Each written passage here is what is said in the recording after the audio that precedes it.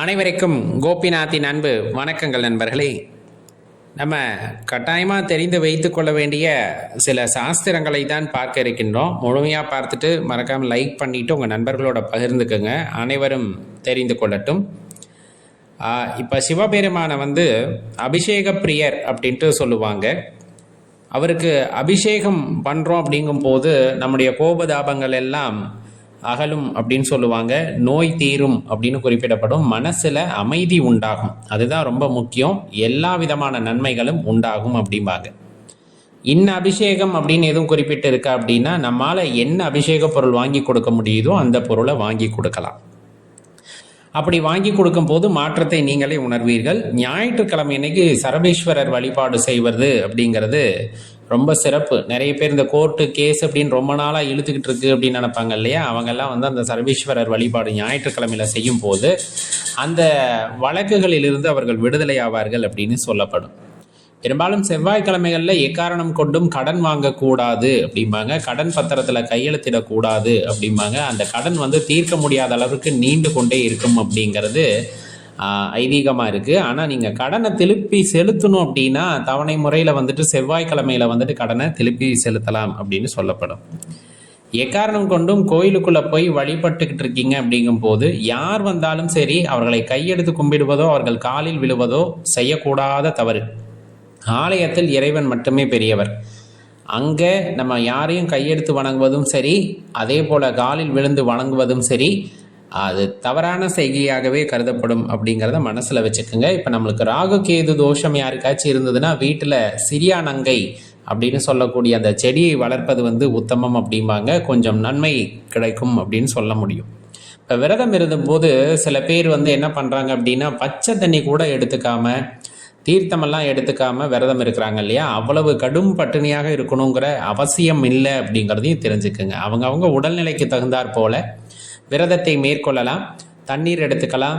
அதே போல் சில பேர் இளநீர் எடுத்துப்பாங்க.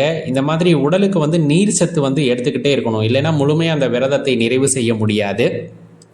விரதம் இருக்கும்போது தூங்கக்கூடாது அப்படின்னு சொல்லுவாங்க. அதனால் பலனே இருக்காது அப்படின்ட்டு கொஞ்சம் இயல்பாக இருக்கணும். நம்மளால் முடிந்த வேலைகளை செய்யலாம். கடினமான வேலைகளை செய்வதை தவிர்த்து விடுதல் அவசியம் அப்படிங்கிறதையும் இந்த நேரத்தில் தெரிஞ்சுக்கணும்.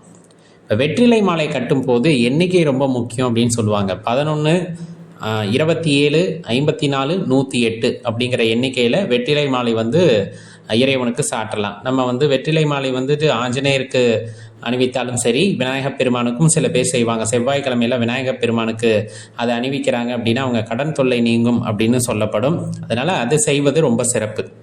இப்போ வலம்புரி சங்கு இடம்புரி சங்கு அப்படின்னு சொல்கிறதுல வலம்புரி சங்கு ரொம்ப சிறப்பானது அப்படின்னு சொல்லப்படும். லக்ஷ்மி கடாட்சத்தை உண்டாக்கக்கூடியது அப்படின்னு சொல்லுவாங்க. அந்த வலம்புரி சங்கை வீட்டில் மகாலட்சுமி அம்மாவோட படம் இருக்குன்னா அவங்க பாதத்துக்கிட்ட வைத்து வழிபடுவது அப்படிங்கிறது சகல சௌபாகியங்களையும் தரும் அப்படிங்கிறது அசைக்க முடியாத நம்பிக்கை.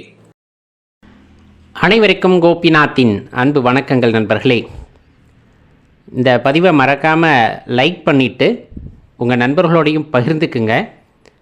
இப்போ நமக்கு தெரியும், காகத்திற்கு சாப்பாடு வைக்கிறவங்க இருப்பாங்க, நாய்களுக்கு சாப்பாடு வைக்கிறவங்க இருப்பாங்க. நம்மளும் அதை செய்வோம். காகத்துக்கு சாப்பாடு வைக்கிறது, நாய்க்கு சாப்பாடு வைக்கிறது. இந்த பசுமாட்டிற்கு கீரை வைப்பது, அகத்திக்கீரை கொடுப்பது அப்படின்ட்டு இருக்குது.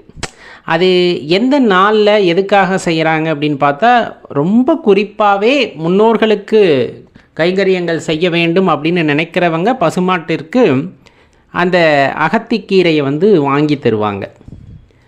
அது ரொம்பவே சிறப்பு. பசுமாட்டிற்கு அகத்திக்கீரை வாங்கி கொடுப்பது அப்படிங்கிறது இந்த கோவிலில் அல்லது கோசாலைகளில் இல்லை ரோட்டோரம் பராமரிப்பு இல்லாத மாடுகளுக்கு இதெல்லாம் அகத்திக்கீரை வாங்கி கொடுக்கறது ரொம்ப சிறப்பு அப்படின்னு சொல்லுவாங்க. எந்த நாளில் செய்கிறது சிறப்பு அப்படின்ட்டு ஒரு எண்ணம் இருக்கும் அல்லவா.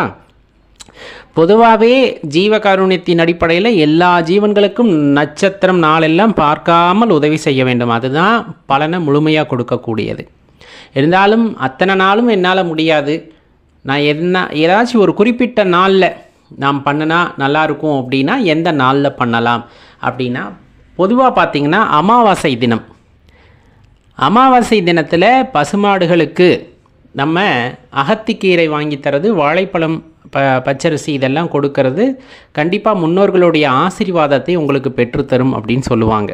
அமாவாசை தினம் அப்படிங்கிறதே முன்னோர் வழிபாட்டுக்குரியது. அன்றைய தினத்தில் நம்ம காகத்துக்கு சாப்பாடு வைக்கிற மாதிரி பசுமாட்டிற்கு வந்துட்டு இந்த வாழைப்பழமோ அகத்திக்கீரை குறிப்பாக வாங்கி தர்றது அப்படிங்கிறது கண்டிப்பாக உங்கள் முன்னோர்களோட ஆசீர்வாதத்தை பெற்றுத்தரும். வாழ்க்கையில் எந்த தடை இருந்தாலும் சரி, வீட்டில் திருமண தடையாக இருக்கலாம், குழந்தையின்மையாக இருக்கலாம், ரொம்ப கஷ்டமாக இருக்கலாம், அப்படிலாம் இருந்ததுன்னா முன்னோர்களோட ஆசீர்வாதம் வந்துட்டு கிடச்சதுன்னா அது எல்லாம் தகர்ந்து விடும். அதற்காக செய்யக்கூடிய விஷயம்தான் இது. இப்போ அமாவாசையில் மட்டும்தான் செய்யணுமா? மாத பிறப்பன்று செய்யலாம். தமிழ் மாத பிறப்பு, இப்போ சித்திரை 1, வைகாசி 1 இந்த மாதிரி இருக்கக்கூடிய முதல் நாள் அப்படின்னு சொல்கிறோம் இல்லைங்களா, அந்த நாளில் பசுமாட்டுக்கு வந்துட்டு நீங்கள் அகத்திக்கீரை வாங்கி கொடுக்கலாம். இல்லை உங்கள் முன்னோர்களுக்கு திதி தெரிஞ்ச திதி கொடுக்குறீங்க, இப்போ தர்ப்பணம் கொடுக்கறது அமாவாசையில் கொடுக்குறாங்க, அப்போ கொடுக்கலாமான்னா நம்ம தான் அமாவாசை இப்போ நம்ம குறிப்பிட்டு சொல்லிட்டோம். திதி கொடுத்தல், அவங்களோட திதி அறிந்து அந்த திதி கொடுக்கும் பொழுது பசுமாடுகளுக்கு அகத்திக்கீரை அன்று வாங்கி கொடுப்பது சிறப்பு. இது எல்லாமே உங்கள் முன்னோர்களுக்கு செய்யக்கூடிய கைங்கரியங்கள். அவங்களோட அந்த பூரணமான ஆசீர்வாதத்தை கிடைக்கப்பெற செய்யக்கூடிய ஒரு விஷயம் அப்படின்னா இப்போ நம்ம சொன்ன பசுமாடுகளுக்கு அகத்திக்கீரை வாங்கி கொடுப்பது ரொம்ப முக்கியமாக. அதை பாதுகாக்கிறதே வந்துட்டு புண்ணியத்தை உண்டாக்கும். பசுமாட்டை பாதுகாக்கிறதே புண்ணியத்தை உண்டாக்கும் அப்படிங்கிறதையும் மனதில் ஏற்றுக்கொள்ளணும். பல்வேறு ஜீவராசிகள் இருக்கின்றன, அதில் குறிப்பாக பசுமாடு அப்படிங்கிறத நம்ம சொல்கிறோம் அப்படிங்கிற மாதிரி நிறைய பேர்த்துக்கு எண்ணம் இருந்தாலும், நம்ம முன்னோர்கள் சொன்ன எல்லா விஷயத்தையும் நீங்கள் பார்த்தீங்கன்னா எல்லா ஜீவராசிகளுக்குமே கருணை காட்ட வேண்டும் அப்படின்னு சொல்லியிருப்பாங்க. எல்லா ஜீவராசிகளுக்குமே கருணை காட்ட வேண்டும். ஜீவகாருண்யத்தின் அடிப்படையில் நம்ம சித்தர்களாக இருக்கட்டும், அந்த மாதிரி அந்த ஆன்மீகவாதிகள் எல்லாருமே சொல்கிறது பிற உயிர்களையும் உன்னை போல் நேசி அப்படின்னு சொல்லக்கூடியது தான். அந்த வகையில் தான் நம்ம எல்லா ஜீவராசிகளையும் இந்த கண்ணோட்டத்திலே பார்க்குறோம். காக்கா குருவி முதற்கொண்டு இரக்கம் காட்டுறோம். அந்த வகையில் உழவுக்காக இருக்கட்டும், அல்லது நம்முடன் ஒரு பிணைப்பை ஏற்படுத்தி கொண்ட வகையிலே இருக்கட்டும், இன்னும் சொல்லப்போனால் அந்த பால் இல்லையா, நம்ம தாய்ப்பாலுக்கு அடுத்தபடியாக மாடுகள் கொடுக்கின்ற பாலை தான் அதிகமாக உண்டிருப்போம். அந்த தாய் பாசமாக இருக்கட்டும், இந்த வகையில் நிறைய சொல்லிக்கிட்டே போகலாம். அப்படிப்பட்ட அந்த ஒரு ஜீவன் அப்படிங்கிறது நம்ம முன்னோர்களோட ஆசீர்வாதத்தை பெற்றுத்தரக்கூடிய அந்த ஒரு அற்புதமான செயலை செய்யக்கூடிய இடத்திலே இருக்கும் பசுமாட்டை பேணி காப்பதும் நமது கடமை தான். உடனே இதுக்கு வேறு சாயமெல்லாம் பூச வேண்டாம். நம்ம முன்னோர்கள் சொல்லி சென்று இருக்கிறார்கள் அப்படின்னா ஒரு சில விஷயங்களுக்கு ஏன் எதற்கு என்பதை நமது முன்னோர்கள் சரியாக அடுத்தடுத்த தலைமுறைக்கு கொண்டு செல்லாமல் இருந்திருக்கலாமே தவிர அதற்கு ஒரு மூல காரணம் இல்லாமல் இருக்காது அப்படிங்கிறத தெளிவாக தெரிஞ்சுக்கணும். அப்போ இனிமேல் உங்களால் முடிகிற நேரத்தில் பசுமாடுகளுக்கு கோசாலைகளுக்கு செல்கிறீர்கள், அல்லது ரோட்டில் பராமரிப்பு இல்லாமல் பசுமாடுகள் இருக்கின்றன அப்படிங்கும்போது அந்த மாடுகளுக்கு உங்களால் இயன்றதை, ஏன்னா இயன்றதை இன்னும் சொல்லும்போது கீரை வகைகள் எதுவாக இருந்தாலும் சரி வாங்கி தரலாம். அதில் குறிப்பாக அகத்திக்கீரை அமாவாசை தினங்களில், மாதப்பிறப்பு தினங்களில், திதி கொடுக்குற தினங்களில் மறக்காமல் செய்யுங்க. கண்டிப்பாக உங்கள் முன்னோர்களோட ஆசீர்வாதம் மட்டுமல்லாமல் இறைவனுடைய பரிபூர்ண அந்த அருளையும் பெற்றுத்தரும் அப்படிங்கிறத மறந்துட வேண்டாம்.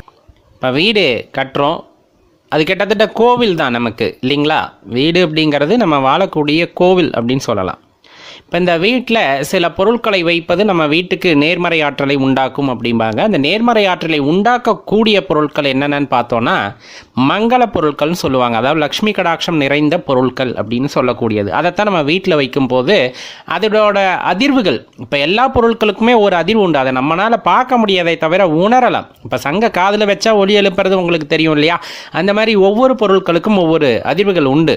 அந்த வகையில் என்ன பொருட்களை வீட்டில் வைக்கணும் அப்படிங்கிறதும், இப்போ வீட்டு நிலவாசலில் என்னென்ன பொருட்களை வைக்கலாம் அப்படிங்கிறதையும் ரொம்ப தெளிவாக பார்த்துடலாம். இப்போ வீட்டுக்குள்ளே வர்றவங்களோட மனநிலை நம்மளுக்கு தெரியாது. அதனால் வீட்டு வாசலில் வந்துட்டு பெரிய கண்ணாடி ஒன்று மாட்டி வைப்பாங்க. அது ரொம்பவே நல்லது. இப்போ ஒருத்தர் வீட்டுக்குள்ளே வர்றாங்கன்னா அவங்க பிம்பத்தை அவங்களே பார்க்கும்போது மகிழ்ச்சி ஆவாங்க. அவங்க எப்படிப்பட்ட மனநிலையில் வந்தாலும் அந்த பிம்பத்தை பார்க்கும்போது, தன்னை கண்ணாடியில் ஒருத்தர் பார்க்கும்போது கோபத்தோடு யாரும் பார்ப்போமா இல்லையே, ஒரு நேர்மறை எண்ணம் அவங்களுக்குள்ளே உண்டாயிடும். அதனால தான் கண்ணாடி அங்கே மாட்டி வைங்கம்பாங்க. அடுத்து வரவேற்பறையில் இந்த உருளி அப்படின்னு சொல்லக்கூடியதை வச்சுருப்பாங்க. இல்லை சில பேர் வெளியவே வச்சுடுவாங்க. உருளி அப்படிங்கிறது நல்ல தண்ணீர் ஊற்றி வாசனையான பூக்களை எல்லாம் ஜவ்வாது இதெல்லாம் போட்டு வெட்டி வேர்லாம் போட்டு வைக்கும்போது அந்த மனம் எவ்வளவு இறுக்கமானவர்களையும் வந்துட்டு மாற்றிவிடும். எவ்வளவு எதிர்மறை சக்திகளோடு வந்தாலும் அவர்களை எல்லாம் வந்து மனசை மாற்றக்கூடிய ஆற்றல் அந்த உருளிக்கு உண்டு அப்படிம்பாங்க. அதனால தான் அதை வைக்க சொல்லுவாங்க. இதில் ரொம்பவே சக்தி வாய்ந்தது. சில பேர் வந்து எலுமிச்சம்பழத்தை வந்து நிலைவாசலில் வந்து மாட்டி வச்சுருக்காங்களே, அது என்ன எலுமிச்சம்பழம் அப்படின்னு பார்த்தா குலதெய்வ வாசலிலிருந்து எடுத்து வரப்பட்ட எலுமிச்சம்பழத்துக்கு வந்து அந்த ஒரு சக்தி உண்டு, அதீத சக்தி. அது தேவக்கனி. சாதாரணமாக நீங்கள் பூஜை அறையில் வைத்து அதை நீங்கள் நிலவாசலில் மாட்டினாலே எதிர்மறை ஆற்றல்களை தடுக்க வல்லது. அதுலேயும் குலதெய்வ வாசல்லேருந்து நீங்கள் எடுத்துகிட்டு வர்றீங்கன்னா அது மிகவும் ஆற்றலுடன் செயல்படக்கூடியதாக இருக்கும் அப்படிங்கிறத நம்ம தெரிஞ்சுக்கணும். வீட்டில் சங்கு வச்சுருக்கீங்க அப்படிங்கும்போது அது இன்னுமே வந்துட்டு ஒரு நல்ல அதிர்வுகளை வீடு முழுக்க பரப்பும்.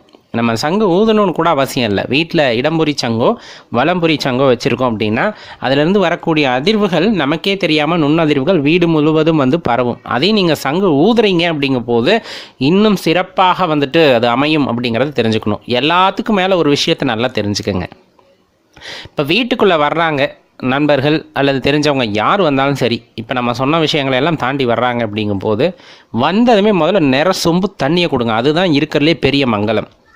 மங்கள பொருட்களில் ரொம்ப உத்தமமானது நல்ல சொம்பு நிறைய தண்ணீர். நிற சொம்பு தண்ணீர்னு சொல்லுவோம்ல, அது பூரண கும்ப மரியாதை மாதிரி. நம்ம கும்பமாக கொடுக்கலைன்னா கூட கிட்டத்தட்ட செம்பு வந்து அதைத்தானே குறிக்குது. அப்புறம் நிறைய சொம்பு தண்ணீர் நீங்கள் குடிக்கிறீங்க அப்படிங்கும்போது அதை வாங்க கொடுக்கும்போது எப்படிப்பட்ட மனமும் வந்து கரைந்து விடும், நல்ல மனமாக மாறிவிடும். இல்லைன்னா நீங்கள் மோர் கொடுக்கலாம். இந்த மாதிரி வந்துட்டு மனதை குளிர்விக்கக்கூடிய மாதிரியான பொருட்களை கொடுக்கலாம். இல்லை வீட்டுக்குள்ளே பெண்கள் வர்றாங்கன்னா மஞ்சள் குங்குமத்தை எடுத்ததுமே கொடுத்துருங்க. சந்தனம் மஞ்சள் குங்குமம் எடுத்து நெத்தியில் வச்சுட்டாங்க அப்படின்னா அவங்க மனசு சுத்தமாக மாறிடும். அவங்களோட மனங்கள் எப்படி இருந்தாலும் சரி.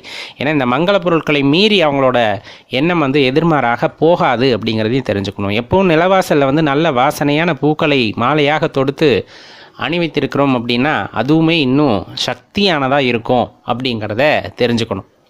இன்னும் சொல்லப்போனால் ஒரு கண்ணாடி டம்ளரில் தண்ணி ஊற்றி கையளவு கைப்பிடி கல்லுப்பை போட்டு நீங்கள் சோஃபா வச்சுருக்கீங்கன்னா அதுக்கு பின்னாடியோ இல்லை மறைவான இடங்களில் இப்போ யாராச்சும் வர்றாங்கன்னா அவங்களுக்கு தெரியாமல் இருக்கிற மாதிரி மறைவான இடங்களில் அந்த தண்ணீரை வச்சிடுறதும் எதிர்மறை சக்திகளை ஈர்க்கக்கூடியது அப்படின்னு சொல்லுவாங்க. அந்த ஆற்றலை எல்லாம் அது ஈர்த்துக்கும் அப்படிம்பாங்க. இப்போ இவ்வளோ விஷயம் இருக்கா நம்ம நிலவாசலில் அல்லது வீட்டுக்கு முன்னாடி வைக்கிறதுக்கு அப்படின்னா கண்டிப்பாக சில பேர் வந்து வெண்பூசணியை வந்துட்டு பௌர்ணமி தினத்தில் வந்துட்டு கட்டி விடுவாங்க. அதுவும் கண் திருஷ்டியை வந்து போக்க வல்லது அப்படிங்கிறதும் சொல்லுவாங்க. சில பேர் தேவக்கனி அப்படின்னு சொல்லக்கூடிய எலுமிச்சங்கனியை வந்து அறுத்து ஒரு பகுதியில் மஞ்சளும் இன்னொரு பகுதியில் குங்குமமும் தடவி வீட்டு கேட்டுக்கு வெளியே வந்து வைப்பாங்க. அதுவும் கண் திருஷ்டி போக்க வல்லது அப்படிங்கிறத குறிப்பிடுவாங்க. இப்போ இதில் எது நமக்கு சௌரியமாக இருக்கோ செய்யறதுக்கு ஏதுவாக இருக்கிறதோ அதை நாம் செய்யலாம். அப்படிங்கும்போது வீட்டுக்கு வந்து கண் திருஷ்டி கோளாறுகளோ அல்லது எந்தவித மனநிலையில் இருக்கவங்களோட அந்த ஆற்றல் வந்து நம்மை பாதிக்காது அப்படிங்கிறத தெரிந்து கொள்ளுங்கள். முடிந்த அளவுக்கு முயற்சி பண்ணி இதை கடைப்பிடிங்க. உங்கள் நண்பர்கள்கிட்டையும் தகவலை தெரிவித்து அவங்களையும் கடைப்பிடிக்க சொல்லுங்கள். கண்டிப்பாக நல்லதே நடக்கும். நன்றி, வணக்கம்.